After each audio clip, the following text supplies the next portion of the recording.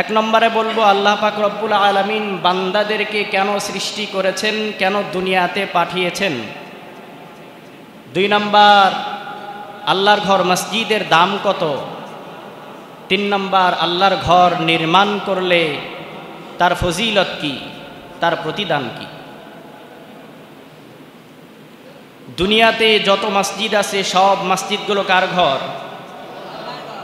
আল্লাহর ঘর। সব মসজিদগুলো কার ঘর বলেন? ইন্না আউওয়ালা বাইতিন উযিআ লিন-নাসি লাল্লাযী বিবাক্কাতা মুবারাকান ওয়া হুদাল লিল আলামিন। দুনিয়াতে যত মসজিদ আছে সব মসজিদগুলো কার ঘর? সব মসজিদগুলো আল্লাহর ঘর। কিন্তু আল্লাহ তাআলা দুনিয়াতে সর্বপ্রথম একটা ঘর নির্মাণ করলেন মানুষের জন্য বাক্কা নগরীতে। বাক্কা নগরীতে আল্লাহ তাআলা সর্বপ্রথম একটা আল্লাহর ঘর নির্মাণ করলেন মানুষের জন্য। বড় বরকতময় ঘর। এই ঘরটা আল্লাহর ঘর, ঘরের নাম বাইতুল্লাহ, কিন্তু আল্লাহর জন্য বানায় নাই, বান্দার জন্য বানিয়েছেন। তামাম পৃথিবীর সমস্ত মানুষের হেদায়েতের জন্য আল্লাহ তাআলা ঘরটা নির্মাণ করলেন ইব্রাহিম নবীর মাধ্যমে। দুনিয়াতে যত মসজিদ আছে সব মসজিদগুলো আল্লাহর ঘর, কিন্তু আল্লাহ তাআলা এই ঘরগুলো বান্দাদের মাধ্যমে বানিয়েছেন। ঘর কিন্তু আল্লাহর, কিন্তু আল্লাহর জন্য বানান নাই, বানাইছে বান্দার জন্য, বান্দার ইবাদতের জন্য। আল্লাহ বলেন, বান্দা আমি জমিনটা বানিয়েছি, আমি আল্লাহর জন্য বানাই নাই। আমি আসমান বানিয়েছি, আমি আল্লাহর জন্য বানাই নাই। আমি সূর্য বানিয়েছি, আমি আল্লাহর জন্য বানাই নাই। আমি চাঁদ সূর্য বানিয়েছি, আমি আল্লাহর জন্য বানাই নাই। সাগর নদী আমি আল্লাহ বানিয়েছি, কিন্তু আমার জন্য বানাই নাই। চন্দ্র আমি আল্লাহ বানিয়েছি, আমার জন্য বানাই নাই। পাহাড় আমি আল্লাহ বানিয়েছি, কিন্তু আমার জন্য বানাই নাই। দুনিয়ার সব কিছু বানিয়েছি আমার বান্দার জন্য, আর আমার বান্দাগুলোকে বানিয়েছি আমি আল্লাহর ইবাদতের জন্য। ইয়া ইলাহি তু মেরা মাবুদ হ্যায়, ইয়া ইলাহি तू मेरा माशूक है, या इलाही मुझसे मुझको दूर कर, ताके देखो मुझ में तुझको एक नजर।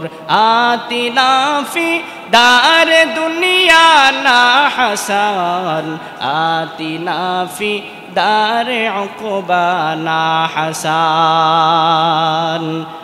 এক নম্বরে আল্লাহ তাআলা দুনিয়াতে সর্বপ্রথম একটা ঘর বানাইলেন বান্দার ইবাদতের জন্য, বান্দার হেদায়েতের জন্য।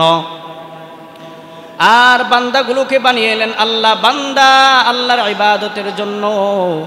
দুনিয়ার সব কিছু আল্লাহ বানাইলেন বান্দার জন্য, আর বান্দাগুলোকে বানাইলেন আল্লাহর জন্য।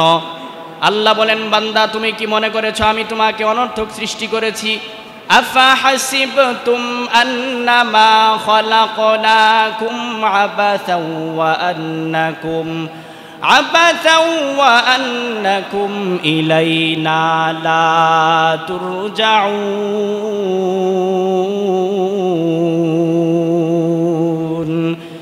كلام जिंदा कुरान हकीम हिकमत उलाय ज़ालस्त कदीम।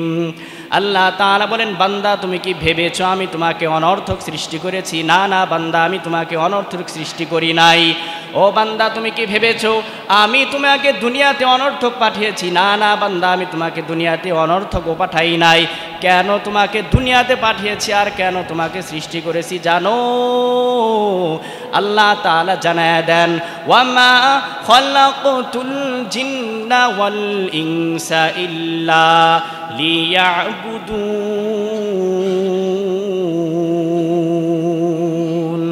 মা খালাকতুল জিন্না ওয়াল ইনসি বিখা জুজ ইবাদত নিস্তে মাকসুদ আজজাহা। আল্লাহ তাআলা বলেন, ও বান্দা, আমি তোমাকে বানিয়েছি আমার ইবাদতের জন্য, আমি মানুষ বানিয়েছি আমার ইবাদতের জন্য। বান্দা আমার ইবাদত করবে, উবুদিয়াতের পর্দা লাগায়া দিলাম। বান্দা আমার ইবাদত করবে, আমি হলাম একমাত্র মাবুদ, আর আমার বান্দাগুলো হলো আব। আর এই মাবুদের সাথে আবদের সম্পর্ক হলো ইবাদতের মাঝখান দিয়া। অতএব আল্লাহর সাথে আমাদের সাথে যতই পরিচয় হোক, মহব্বতের পরিচয় হলো আমরা আল্লাহর বান্দা, তিনি আমার আল্লাহ। আমাদের আল্লাহকে বলেন তিনি আমাদের আল্লাহ। বলেন আমাদের আল্লাহকে বলেন, বলেন আল্লাহ। আবার বলেন আল্লাহ। আল্লাহ আল্লাহ কিয়া মুবারক নাম হ্যায়, अल्लाह अल्लाह मोमिनू का काम है। अल्लाह अल्लाह किया मुबारक नाम है, अल्लाह अल्लाह आशिकू का काम है। ला इलाहा इल्लल्लाह, ला इलाहा ইল্লাল্লাহ। আল্লাহ তাআলা বান্দাদের জন্য এক নম্বর একটা ঘর বানাইলেন মক্কা নগরীর মধ্যে। দুনিয়াতে যত মসজিদ আছে সব মসজিদগুলো কার ঘর? বলেন, সব মসজিদগুলো কার ঘর? সব মসজিদগুলো আল্লাহর ঘর। কিন্তু আল্লাহ আল্লাহর জন্য বানান নাই, সব বান্দার জন্য বানিয়েছেন। সব কার জন্য বানিয়েছেন? সব বান্দার জন্য বানিয়েছেন। বিনিময়ে শুধু বান্দা একটু আল্লাহর ইবাদত করো। কিন্তু বান্দা তাও আল্লাহর ইবাদত করে না। আল্লাহ তো রাগ করে বাতাসও বন্ধ করে নাই, পানিও বন্ধ করে নাই, রিজিকও বন্ধ করে নাই, সূর্যের আলো বন্ধ করে নাই, খাওয়ান দাওয়ানও বন্ধ করে দেয় নাই। নাকি করেছে? আপনাদের খাওয়ান দাওয়ান মনে বন্ধ করে দিছে মনে হয়, তে আওয়াজ তো হয় না। এতগুলো মানুষ আওয়াজ দিলে তো ঘুম ঘুম আওয়াজ করবে। সুবহানাল্লাহ, আল্লাহু আকবার মাঝে মাঝে ঠিক ব্যাঠিক তো বলতে হয়, ঠিক কি না? তাই না বললে কি ওয়াজ জমেনি? ওয়াজের কথা বাদ দিলাম, মাঝে মাঝে সুবহানাল্লাহ আলহামদুলিল্লাহ বললেও তো এটাও তো জিকির হয়, তাই না? এটা একটা জিকিরের মজলিস। কিসের মজলিস বলেন? রসুল বলেন, যখন কোনো জিকিরের মজলিস হয় তখন ওই মজলিসের চারপাশে ফেরেশতারা ঘেরাও করা থাকে। ফেরেশতারা কি করা থাকে? ঘেরাও করা থাকে। শুধু তাই না, রসুল আলো বলেন, এই চতুর্পাশের ফেরেশতারা একজনের উপর আরেকজন, আরেকজনের উপর আরেকজন, আরেকজনের উপর আরেকজন, এইভাবে করতে করতে করতে করতে আল্লাহর আসমান পর্যন্ত পৌঁছায়া যায়। চিন্তা করছেন আপনি? তাহলে এই মজলিসের দাম কত? এই মজলিসের থেকে বড় আরো কোনো মজলিস আছে দামি? বলেন। তাহলে আমরা একটু সুবহানাল্লাহ আলহামদুলিল্লাহ আল্লাহু আকবার বলার চেষ্টা করবো ইনশাআল্লাহ। আল্লাহ তৌফিক দান করেন, বলেন আমিন। আল্লাহ তাআলা ঘর বানায় দিলেন বান্দার ইবাদতের জন্য। শুধু মসজিদে এসে ইবাদত করতে হবে, মসজিদের বাহিরে ইবাদত করলে হবে না। না না না বান্দা, তা না, এমন কোনো কথা নাই। আমার আল্লাহ তাআলা গোটা জমিনটাকে বান্দার ইবাদতের জায়গা বানিয়ে দিয়েছেন। পয়গম্বর মূসা আলাইহিস সালাম তার উম্মত বনি ইসরাইল, এই বনি ইসরাইলকে আল্লাহ তাআলা এই নিয়ামতটা দিতে চেয়েছিলেন। ও মূসা, আমি আপনার উম্মতদের জন্য পুরা দুনিয়ার সমস্ত জমিনটাকে সেজদার জায়গা বানায় দিলাম, ইবাদতের জায়গা বানায় দিলাম। কিন্তু বনি ইসরাইল মানে না, বনি ইসরাইল তা নিবে না। আল্লাহ তাআলা জানায় দিলেন, ও পয়গম্বর মূসা, শুনে রাখেন, আপনার উম্মত আমার এই নিয়ামত নেয় নাই। আমি আল্লাহ এই নিয়ামতটা আখিরি জামানার পয়গম্বর হযরতে মুহাম্মদ সাল্লাল্লাহু আলাইহি ওয়াসাল্লামের উম্মতের জন্য বরাদ্দ করে দিলাম। চিন্তা করছেন আপনি? মূসার উম্মতেরা নিল না, মুহাম্মাদের উম্মতদেরকে আল্লাহ তাআলা গোটা জমিনটাকে ইবাদত খানা বানায় দিলেন। বান্দা তুমি যেখানে ইবাদত করো না কেন, আমি আল্লাহ কবুল করে নেব। কে বলেন? বলেন কে বলেন? বান্দা যেখানে ইবাদত করবে, যেখানে নামাজ পড়বে, জায়গাটা পবিত্র হলেই হয়েছে। বলেছেন কে? আল্লাহ তাআলা এত বড় নিয়ামত দেওয়ার পর তাও বান্দা শুকর আদায় করতে চায় না, তাও বান্দা আল্লাহর ইবাদত করতে চায় না। আর আমার আল্লাহ তাআলা ওই সমস্ত বান্দাদের দ্বারা আল্লাহর ইবাদত করাবেন যেই সমস্ত বান্দারা আল্লাহর প্রতি আসক্ত হয়, আল্লাহর দিকে ফিরে যায়। সব মানুষের দ্বারা আমার আল্লাহর ইবাদত করেন না, আবার সব মানুষের দ্বারাও আল্লাহর ঘর আবাদ করেন না। কোন মানুষের দ্বারা আমার আল্লাহ আবাদ করেন না? আল্লাহ তাআলা জানায়া দেন, মা কানা লিল মুশরিকিনা আইয়ামুরু মাসাজিদাল্লাহ।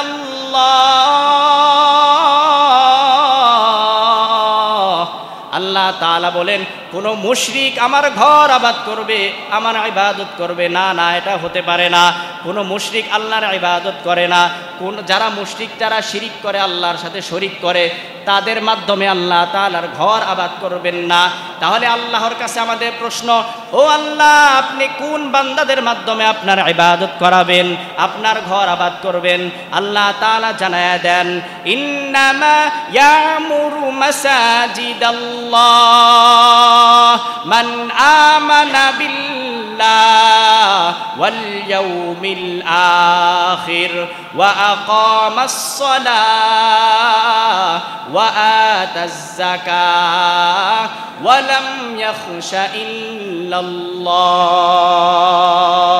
আল্লাহ তাআলা এই আয়াতের মধ্যে জানায়া দিলেন, 5 গুণওয়ালা বান্দাদের দ্বারা আমার ইবাদত করাবো, আমার ঘর মসজিদ আবাদ করাবো। কয় গুণওয়ালা বলেন? এবার দেখি আমাদের মধ্যে এই 5টা গুণ আছে কিনা। ইনশাল্লাহ থাকার কথা, ঠিক কিনা? আল্লাহ তাআলা বলেন, আমার ওই বান্দাদের যারা আমার ইবাদত করাবো, আমার মসজিদ, আমার ঘর আবাদ করাবো। 1 নম্বর, মান আমানা বিল্লাহ, যে ব্যক্তি আল্লাহর উপর ঈমান আনবে। কার উপর ঈমান আনবে? যে ব্যক্তি আল্লাহর উপর ঈমান আনবে, আল্লাহকে বিশ্বাস করবে। আমরা সকলেই আল্লাহকে বিশ্বাস করি কি করি না? 1 নম্বরে আল্লাহ তাআলা ওই বান্দাদের দ্বারা ইবাদত করাবেন, ওই বান্দাদের দ্বারা মসজিদ আবাদ করাবেন যেই বান্দাগুলো আল্লাহকে বিশ্বাস করে। 2 নম্বর, কিছু বলবেন? 2 নম্বর, ওই সমস্ত বান্দাদের দ্বারা আল্লাহ তাআলা তার ঘর আবাদ করাবেন যেই বান্দা আখিরাতের প্রতি বিশ্বাস রাখে, পরকালকে বিশ্বাস করে। মরণের পরে আরেকটা জগৎ আছে, হাসর ময়দানে দাঁড়াতে হবে, কবর জগতে যেতে হবে। এইটা যারা বিশ্বাস করে, আল্লাহ তাআলা ওই বান্দাদের দ্বারা মসজিদ আবাদ করাবেন, ওই বান্দাদের দ্বারা ইবাদত করাবেন। বলেন, আমরা পরকালকে বিশ্বাস করি কি করি না? 3 নম্বর, আল্লাহ তাআলা ওই বান্দাদের দ্বারা তার ইবাদত করাবেন, তার মসজিদ আবাদ করাবেন। ওয়া আকিমুস সালাহ, যারা নামাজ কায়েম করবে। তাহলে 3 নম্বর ওই ব্যক্তির দ্বারা আল্লাহ তাআলা মসজিদ আবাদ করবেন যেই ব্যক্তি নামাজ কায়েম করে। আকিমিস সালাহ কি কায়েম করে বলেন? যে ব্যক্তি নামাজ কায়েম করে, ওই ব্যক্তির দ্বারা আল্লাহর ঘর আবাদ করবেন। 4 নম্বর, ওয়া আতাজ যাকাহ, যারা যাকাত আদায় করে। যাকাত ফরজ হওয়ার পরে আর দেরি করে না, যাকাত আদায় করে। যাকাত আদায়ের মাস আসতেছে, রমজান মাস, ঠিক কিনা? আমরা তো মনে করি শুধু রমজান মাসে যাকাত দিতে হবে। না না বান্দা, নিয়ম হলো যখনই যাকাত ফরজ হবে তখনই যাকাত দিয়ে দেওয়া। যাকাতের ব্যাপারে অন্য সময় আলোচনা করব, কারণ যাকাত যখন ফরজ হয়ে যায়, আপনি কি জানেননি রমজান পর্যন্ত আপনি বেঁচে থাকবেন? কেউ জানে? এই যে সামনে রমজান আসতেছে, কেউ বলতে পারবেন বুকে হাত দিয়ে আমি রমজান পর্যন্ত বেঁচে থাকবো? পারবেন? তাহলে কেন যাকাত নিয়ে বসে থাকেন? আল্লাহ বুঝার তৌফিক দান করেন, বলেন আমিন। তাহলে 4 নম্বর, যারা যাকাত আদায় করে তাদের দ্বারা আল্লাহর ঘর আবাদ করবেন। 5 নম্বর, যেই বান্দারা আল্লাহ ছাড়া কাউকে ভয় করে না। যে বান্দারা কাকে ছাড়া ভয় করে না? বলেন, ওয়াকিমুস সালাতা ওয়া আতুজ যাকাহ ওয়া লাম ইয়াখশা ইল্লাল্লাহ, যেই বান্দারা আল্লাহ ছাড়া আর কাউকে ভয় করে না, দুনিয়ার কোনো রাজা বাদশাকে ভয় করে না, দুনিয়ার কোনো এমপি মন্ত্রীকে ভয় করে না, ওই সমস্ত বান্দাদের দ্বারা আমার আল্লাহর ঘর আবাদ করাবে। हकीकत से तो दुनिया बेखबर है, दुनिया की नुमाइश पर नजर है। नमी गुयम के अज दुनिया जुदा बाश, बहर कारे बेकाशी बा खुदा बाश। চলবে আরেকটু নাকি শেষ করে দিব? আরেকটু চলবে? আল্লাহ তাআলা বান্দাদেরকে কেন সৃষ্টি করেছেন বলেন? তার ইবাদতের জন্য। বলেন, কেন সৃষ্টি করেছেন? ইবাদতের জন্য। এবার আমরা জানবো আল্লাহর ঘরের দাম কত। কার ঘরের দাম কত বলেন? আল্লাহর ঘরের দাম কত? পয়গম্বর হাদিসের মধ্যে জানায় দেন, আহাব্বুল বিলাদি ইলাল্লাহি মাসাজিদুহা ওয়া আবগাদুল বিলাদি ইলাল্লাহি আসওয়াকুহা। পয়গম্বর বলেন, দুনিয়ার মধ্যে সব থেকে শ্রেষ্ঠ জায়গা আল্লাহর কাছে মসজিদ, আর সব থেকে নিকৃষ্ট জায়গা হলো বাজার। কিন্তু আমাদের ভাবসাবের দ্বারা বোঝা যায় সব থেকে উত্তম জায়গা হলো বাজার, কারণ বাজারের মধ্যে কোনো মানুষের অভাব নাই। কোন শ্রেণীর মানুষ চান আপনি, সব বাজারে আছে, ঠিক কি না? কোন পদের জিনিস, কোন শ্রেণীর মানুষ চান আপনি, বাজারে পাইবেন, ঠিক কি না? দুনিয়া মে হো দুনিয়া কা তলবগার না হো, বাজার সে খরিদার না হো, दुनिया के मिसल कागज फूल है, ए दुनिया के मिसल कागज फूल है, जिंदगी में बंदगी तू करना है, जिंदगी में बंदगी शर्मिंदा है, जिंदगी बे बंदेगी शर्मिंदा है। আল্লাহর ঘরের দাম কত বলেন? দুনিয়ার মধ্যে সব থেকে শ্রেষ্ঠ জায়গা হলো মসজিদ আল্লাহর কাছে। কার কাছে বলেন? আল্লাহর কাছে। যেই জিনিসটা সব থেকে শ্রেষ্ঠ, সব থেকে দামি, ওই জিনিসের থেকে দামি আরো কোনো জিনিস আছে নাকি? ওই জায়গার থেকে দামি আরো কোনো জায়গা আছে নাকি বলেন? তাহলে আমরা সহজেই বুঝে নিলাম সব থেকে শ্রেষ্ঠ জায়গা হলো মসজিদ, সব থেকে শ্রেষ্ঠ উত্তম জায়গা হলো আল্লাহর ঘর। কার ঘর বলেন? তাহলে আমরা সকলে বেশি বেশি আল্লাহর ঘরে আসার চেষ্টা করব, তো বাজারে যাওয়ার চেষ্টা করব বেশি বেশি, তাই না?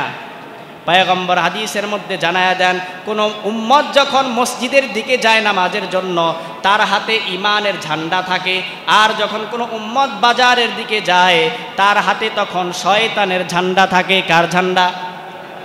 মসজিদে আসলে কিসের ঝান্ডা থাকে? ঈমানের ঝান্ডা। আর বাজারে গেলে কার ঝান্ডা থাকে? শয়তানের ঝান্ডা। কোন ঝান্ডা আমরা হাতে নেব বলেন? ঈমানের ঝান্ডা হাতে নেব তো ইনশাআল্লাহ। আল্লাহ তৌফিক দান করেন, বলেন আমিন। এবার আমরা সংক্ষেপে একটু জানবো আল্লাহর ঘর নির্মাণ করার কি ফজিলত, কারণ এটা একটু বলতে হবে, কারণ এই মসজিদটা যারা নির্মাণ করেছেন, কান্দাপাড়া এলাকাবাসী যারা দান করেছেন, তারা যদি একটু ফজিলত না শুনে মনটাকে ভালো লাগবে বলেন? আর একটু সময় দিবেন আমাকে? ফজিলতটা বলে শেষ করবো ইনশাআল্লাহ। বলবো? আল্লাহ তাআলা বলেন, আমার উম্মতেরা আমার নবীকে জানায় দিলেন, ও পয়গম্বর আপনার উম্মতের জানায় দেন, যেই ব্যক্তি আমার ঘর নির্মাণ করবে আমি আল্লাহ তার জন্য জান্নাতের মধ্যে একটা ঘর নির্মাণ করে দিব। হাদিস শরীফের মধ্যে রাসূল সাল্লাল্লাহু আলাইহি ওয়াসাল্লাম জানায় দেন, মান বানা লিল্লাহি মাসজিদান বানাল্লাহু লাহু বাইতান ফিল জান্নাহ। আল্লাহর নবী বলেন, যেই ব্যক্তি দুনিয়াতে আল্লাহর জন্য একটা মসজিদ নির্মাণ করে, আল্লাহ তাআলা তার জন্য জান্নাতের মধ্যে ঘর নির্মাণ করে দেয়। আল্লাহর বানানো ঘর কেমন হবে? পয়গম্বর হাদিসের মধ্যে জানায় দেন, আল্লাহ তাআলা যেই ঘর বানাবেন, আল্লাহর বানানো ঘরের এক একটা ইট হবে স্বর্ণের তৈরি। কিসের তৈরি? স্বর্ণের তৈরি। ইটগুলো লাগানোর জন্য যেই সিমেন্ট বালু লাগবে, সেই সিমেন্ট বালুগুলো হলো রূপার তৈরি। কিসের তৈরি? স্বর্ণের তৈরি ইট, রূপার তৈরি সিমেন্ট বালু। ঘরটা মনে হয় কম দামি বলেন? আল্লাহর বানানো ঘর কেমন দামি হতে পারে এটা আল্লাহই ভালো জানেন। বাদশাহ হারুনুর রশিদ নিয়ত করলো, আমি একা একটা মসজিদ বানাবো, আল্লাহর ঘর আমি একা একটা বানাবো, জান্নাতের একটা ঘরের মালিক হব। বাদশাহ হারুনুর রশিদ নিয়ম অনুযায়ী এলাকার মধ্যে ঘোষণা দিয়ে দিল, ও আমার এলাকার মানুষ শুনে নাও, শুনে নাও, আমি একা একটা ঘর বানাবো, আমি একা একটা মসজিদ বানাবো। আমার মসজিদে কেউ দান করতে পারবা না, আমি বানানো আমার আল্লাহর ঘরের মসজিদের মধ্যে কারো দান আমি নিব না। বাদশাহ হারুনুর রশিদ একা একা একটা মসজিদ নির্মাণ করে ফেলল।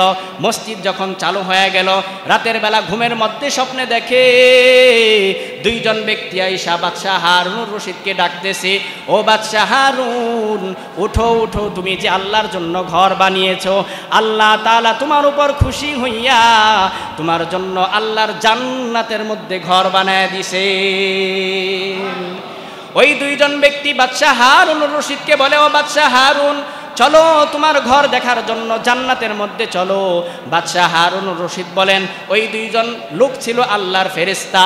ফেরেশতা দুইজনের সাথে আমি গেলাম, জান্নাতের ভিতরে ঢুকলাম। ঢুকার পরে দেখলাম এত সুন্দর একটা ঘর, ঘরের সামনে আমার নাম লেখা, এত সুন্দর একটা ঘর, এমন সুন্দর ঘর জীবনও কোনোদিন দেখি নাই।